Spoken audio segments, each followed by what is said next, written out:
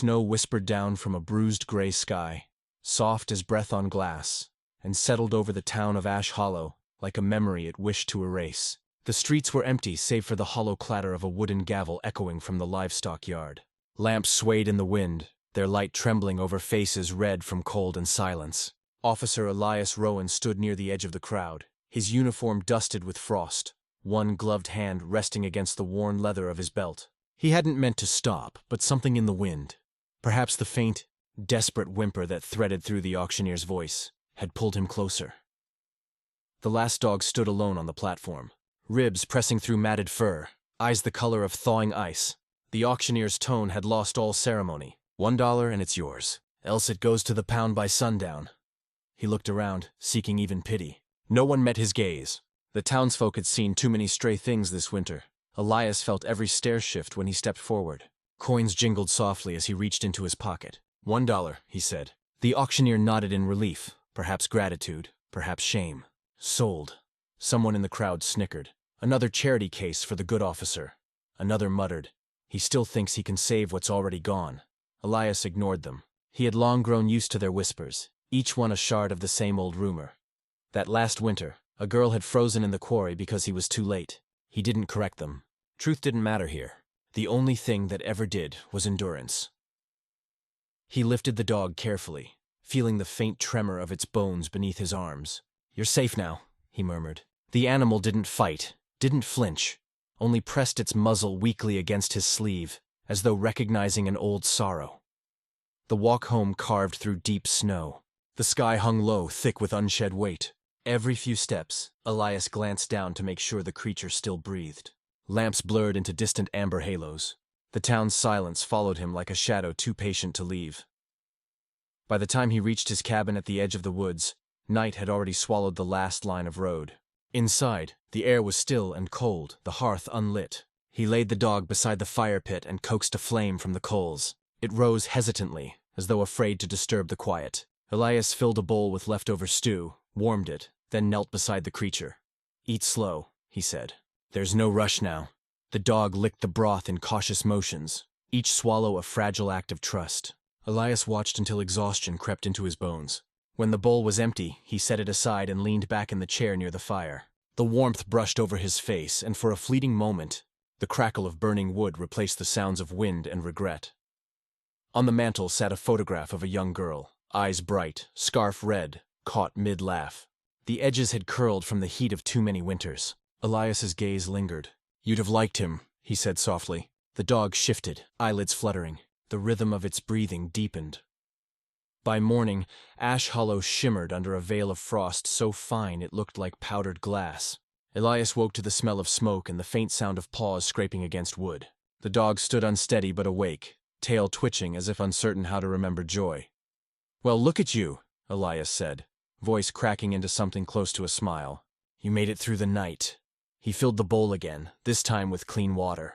The dog drank, eyes never leaving his face. Later that day, Elias walked to town for supplies. The air bit at his skin, and every window he passed reflected some version of his solitude back at him. At the general store, the usual murmurs awaited him. Deputy Jonah Pike leaned against a barrel near the entrance, arms crossed. Heard you bought a corpse of a dog yesterday, he said. Elias looked past him. He's alive, Jonah smirked. For now. Then lowering his voice, people talk, you know. They say you're trying to pay debts that can't be paid. Elias placed his gloves on the counter, meeting Jonah's gaze without anger. Let them talk. It keeps them warm. Inside, as he gathered coffee beans and kerosene, his attention caught on a woman at the far end of the aisle. She was slender, wrapped in a gray coat dusted with snow, her dark hair pinned loosely beneath a wool scarf. She held a tin of paint thinner and moved with the careful grace of someone used to being watched. Mara Lark, he recalled, widowed last winter when her husband was caught in a storm that never forgave. When she noticed him, her lips parted slightly in recognition, then pressed together. The townsfolk said little to her now. Grief had made her strange in their eyes. Elias gave a small nod. Afternoon. Her gaze drifted to the bandage around his hand. The dog, he nodded. Still breathing. Good. Her voice was soft, brittle as ice on a pond. She hesitated, then added, They don't deserve to die alone. He wanted to answer, but she was already gone, the bell over the door chiming faintly as snow swept in. That evening, he found a pair of tracks leading to his porch. A small parcel rested near the step. A loaf of bread wrapped in cloth, and beside it a folded note. For your friend, M. He set it on the table, staring at the handwriting. The dog, he had begun calling him Brindle, sniffed the bread curiously. Elias tore a piece and handed it over. Seems someone thinks we're worth feeding, he said. Brindle wagged his tail once, slow but deliberate. Days passed like slow-moving clouds. The storm outside softened into quiet flurries. Elias began patrolling farther from town, sometimes bringing Brindle along. The dog's limp grew less pronounced, his eyes brighter. The woods, once filled with ghosts, began to sound alive again. The creak of trees, the distant cry of ravens, the soft crush of snow beneath boots. One afternoon, as he returned from the ridge, he found Mara waiting near his fence. She held his glove, damp from thawing snow. You dropped this, she said. Thank you. He took it carefully, noticing the redness on her hands. You should come inside. It's cold, she hesitated, then nodded. Inside, the cabin glowed with low firelight. Brindle approached her cautiously, sniffing her fingers before resting his head against her knee. She smiled faintly. He's trusting. Took time, Elias replied. Didn't have much reason to trust anyone before. Mara studied him for a long moment. Neither did I. They sat in the quiet that followed, the fire's hum soft between them. Outside, snow tapped gently against the windows, a rhythm steady enough to feel like breathing. Mara glanced around the cabin. Tools hung neatly, a cot by the wall, the photograph on the mantel. You live alone? He nodded. Easier that way. She traced the rim of her teacup. Easier, maybe. Not always better. When she left that night, she paused at the door. If you ever need paints, I have some to spare. Don't paint much, he said. Then start. Her smile was brief but real, and when she disappeared into the snow, it left a small warmth behind. In the days that followed, gestures replaced words. Elias found firewood stacked neatly near his porch. Mara's fence, once broken, stood mended the next morning. Sometimes they passed each other on the main road without speaking, only exchanging a nod that carried more than sentences could. Winter deepened. The river froze thick as iron. Brindle slept closer to the hearth each night, snoring softly like an old man with no regrets. One evening, Elias carved a small wooden charm, a dog curled beside a flame, and set it on the windowsill. He didn't know why, only that it felt like acknowledgement. When Mara visited again, she brought sketches. Brindle curled by the fire, Elias's coat draped over a chair, the soft light that lingered between them. She placed one on the table. It's how the cabin feels, she said. Not how it looks. He studied the lines, the way she'd captured stillness itself. You paint like someone trying to remember a dream, he murmured. She looked up, eyes reflecting the fire's glow. And you look like someone still inside one. Silence folded between them, comfortable, fragile. Outside, the wind rose, scattering snow across the frozen fields. Brindle lifted his head, ears twitching, as if sensing the shift in air. Elias glanced toward the window. Another storm coming. Mara stood, pulling her shawl tighter. Then I should go before it traps me here, he half smiled. There are worse places to be trapped. She hesitated at the door, then said softly, Maybe next time, I won't bring an excuse. When she was gone, the cabin felt both emptier and somehow fuller. Elias stared into the flames, listening to Brindle's quiet breathing. The wind pressed against the walls, but for once, he didn't feel alone inside the sound. Outside, snow began to fall harder, soft flakes spinning like whispered promises. The world beyond his window blurred into white, endless and forgiving. Elias reached down, resting a hand on Brindle's head. We're getting somewhere, aren't we? The dog sighed contentedly, eyes half closed. The fire cracked, and in that small, flickering light, something unspoken stirred. A sense that the long winter, for the first time in years, might end with more than survival. The storm gathered strength outside, but inside the quiet felt almost merciful. Elias leaned back, listening to the wind hum against the eaves, and allowed the warmth to reach him. He did not know what would come next, only that the ache in his chest no longer felt like punishment, but the first pulse of something returning to life. The storm broke over Ash Hollow before dawn, loud enough to wake even the dead. Wind howled through the trees like a choir of ghosts, rattling shutters and pulling smoke from chimneys. Elias stood at his window, watching snow fall sideways against the glass. Brindle paced by the hearth, uneasy, hackles twitching. Outside, the world had turned to white chaos, sky and ground indistinguishable. the air thick with ice and fear. Somewhere in the distance, a bell rang once, sharp and distant, before the sound was swallowed whole. By mid-morning, a frantic knock came at the door. When Elias opened it, a woman stood shivering on the porch, her scarf frozen to her cheeks. "It's Clara's girl," she gasped. "She's gone." Ran off toward the quarry before the storm hit. Her voice broke. "No one's seen her since." The words landed like a hammer. The quarry. Elias felt his chest constrict. The memory came unbidden. The same path, another winter, a girl's red scarf caught in the ice. He'd sworn never to fail again, yet here it was, history folding over itself. "I'll find her," he said. His voice was steady, though something in it trembled beneath the calm. "Stay here if the storm worsens." He buckled his coat, checked his lantern, and knelt beside Brindle. "You ready?" The dog whined softly, pressing his nose against Elias's palm as if to say he understood. Then they stepped into the storm. The wind cut like knives, slicing through cloth and skin alike. Snow rose in swirls that blinded and disoriented, turning every shadow into a phantom. The road vanished beneath Elias's boots. Brindle moved ahead, guided not by sight but some instinct older than language. Each time Elias faltered, the dog circled back, nudging his leg, urging him on. Time stretched strange in the storm. 10 minutes felt like hours. The quarry loomed ahead, a gash in the white earth, filled with drifts and the low moan of wind tunneling through frozen stone. Elias cupped his hands to his mouth and shouted the girl's name. The sound vanished as soon as it left his throat. He tried again, louder. "Lydia!"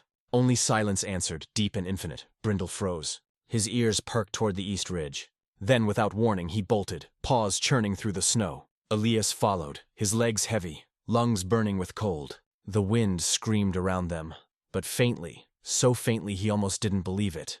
He heard a cry. They reached a thicket near the ravine, where snow had collapsed a pine. Beneath the branches, a small figure huddled, wrapped in a thin coat, her face pale with frost. Lydia's eyes flickered open when she saw them. "I was trying to find my mother," she whispered. Her lips were blue. Elias dropped to his knees, pulling off his gloves to feel for a pulse. "You're safe now. We've got you." He wrapped her in his coat, lifting her gently. Brindle pressed close, licking the girl's frozen hand. For a moment, the world felt still, the kind of stillness that exists only between terror and relief. On the way back, the storm turned vicious. The wind roared so loud it drowned thought itself. Snow whipped at Elias's face until he could barely see. Twice he stumbled, clutching the girl tighter each time. Brindle led ahead, barking when Elias veered off course, circling back when the path disappeared. By the time they reached the edge of town, the dog's fur was crusted with ice, his steps uneven, but he did not stop. Lanterns flickered through the veil of snow, people gathered, waiting. When Elias emerged from the white haze carrying the girl, a hush fell over them. For the first time in years, no one whispered. They only stared. Mara was the first to move. She ran forward, her coat flying open, eyes bright with disbelief. "Elias!" She reached for Lydia, wrapping the girl in her own shawl. The child's mother sobbed, pulling her daughter into her arms. "Thank you," she whispered through tears. Elias looked down at Brindle, who had collapsed in the snow, chest heaving. "He did it," Elias said quietly. "He found her." They carried the dog inside the inn where the fire was already roaring. Mara knelt beside him, rubbing his fur to warm him. Elias sat close, hand resting on the dog's flank, feeling the faint rise and fall of breath. "Stay with me, old boy," he murmured. "Just stay." Hours passed. The storm raged outside, but the inn glowed like a lantern against the dark. Lydia slept by the fire, her mother holding her hand. When dawn came, pale and trembling, the blizzard had finally spent itself. The world lay remade in silver silence. Brindle stirred, his eyes fluttering open. Mara smiled through tears. "He's a fighter." Elias exhaled deeply, a sound that carried years of weight. Always was. When the town gathered later that day, their voices had changed. No one spoke of failure or debts. They spoke of courage, of loyalty, of the strange miracle that had walked out into a storm and returned with a life. Mrs. Calloway, leaning on her cane, said softly, "A man and his dog. There's something sacred in that." Elias didn't linger. Praise felt foreign to him. He preferred the quiet, the space where gratitude didn't need to be spoken aloud.